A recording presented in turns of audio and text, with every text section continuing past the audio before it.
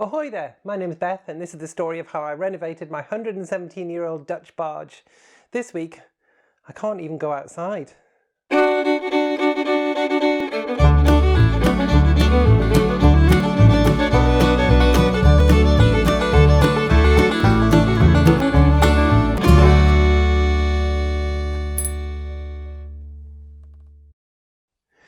So we've been dealing with the pandemic for some time now, and as restrictions are starting to ease a little bit, I took the opportunity to go to a restaurant last Friday with some friends here, a bubble here. And we decided to have our first meal out for about 2 years. And it was amazing. It was absolutely fantastic. The restaurant is just stunning. It's the Fish Shack in Amble, if you're ever in Northumberland and you want to pop in. However, on the Sunday morning, I woke up to see an alert on my phone from the NHS Track and Trace app to say that I'd been near somebody else that's tested positive for COVID-19. So I'm now in isolation. I'm now in isolation for overall for, well, 10 days. So it's now day 5 and yeah, I'm just kind of stuck in the house. So I have somebody coming to walk Bertie, and so he's getting out and about, but sadly I'm stuck indoors most of the time. So that's kind of scuppered plans that I had this week. So I was going to head from the coast back to the boat in the yard and check things up and get ready for leaving. And that I was going to be leaving tomorrow when the video goes out. But of course that's not the case now. I'm now stuck indoors. So I've moved all my bookings around. I've moved the hire car that I need to take all my tools and equipment back down again. So I've changed that to next Tuesday. So I'll be going back there. I'll be staying near the boat, and that'll give me a chance to visit the yard. So next week I'm really hoping that I'll be able to bring you some updates from the yard and show you a bit of the progress of the boat. She should be nearly done now. She's had the interior spray foamed. She's had the hull repaired, as I showed you last week, and she's having the last bits of repair, and then it will be painting the hull. So hopefully she's looking really good, and we can start making plans to leave the yard and get back to our berth. So yeah, it's just another thing I have to deal with in the long list of things I have to deal with. But it's important, you know. We've got to protect each other and look out for each other. So it just, as I keep on saying, it is what it is, and it definitely is what it is. Anyway, I'm going to show you a little bit this week, just a really quick overview of the plans that I have for the inside of the boat. I walked you through that a little while ago, but I kind of wanted to show you a little bit more on a kind of plan, so I can show you exactly how things are laid out and what things are going where. So yeah, let's have a look at the plan now. So the section that we've kind of left alone at the moment is the cockpit and the aft cabin, and I've not shown you the aft cabin yet, but it's a little gem.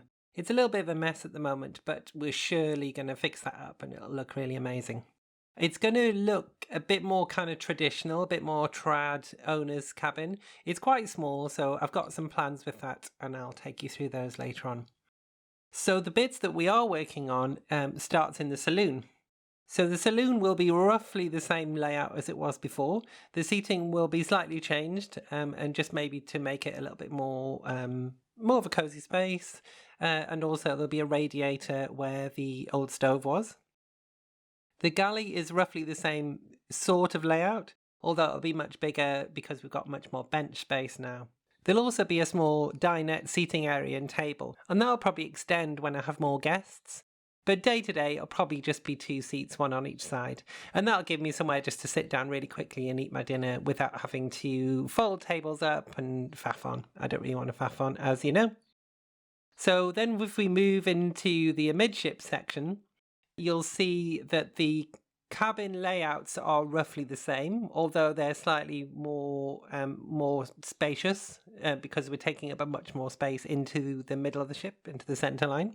So the first room you'll see is the cabin, and that contains 2 bunks within, and those 2 bunks fold up against the wall. So it makes it a nice flexible space and also an office when I'm working from home. Then the next cabin along you'll see is the bathroom, and the bathroom now is slightly an L shape. And the L shape comprises the bath and the toilet slightly around the corner, and there's a hand basin, vanity unit, and a radiator in there as well. And the reason it's an L shape, not a square shape, is because I'm taking some of that space to build a storage area. And in that storage area, it's going to be just a huge big locker, and it's kind of multifunctional.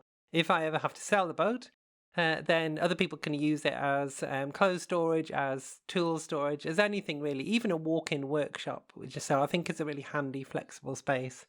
So personally, I'm going to store bikes in there, and I'm going to have a little mini workshop there as well, but I'll show you all of those when we get to it. And just through that bulkhead into the next space, there's a wardrobe and storage. Now that's accessible from the forward cabin, and that will form a wardrobe for hanging and storage, and also a deep storage section behind that. So maybe through another door into the deep storage, and that's where I can put things that I don't need very often, or things that I want to put out of the way. So then moving into the forward cabin, then we can see there is a double bed central. You'll see the bed just kind of dodges slightly under a dotted line, and that means it's kind of dodging slightly underneath the deck, the foredeck, which makes a nice cozy little space there.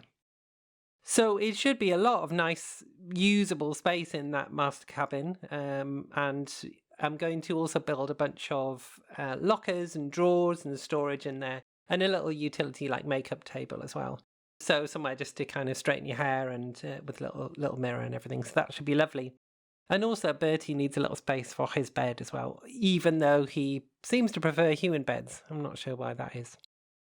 So sadly, that's all I can show you this week, but hopefully next week we'll be able to go and visit the boat, and I'll give you a much better update of what's happening there. In the meanwhile, stay safe, and I'll see you next time.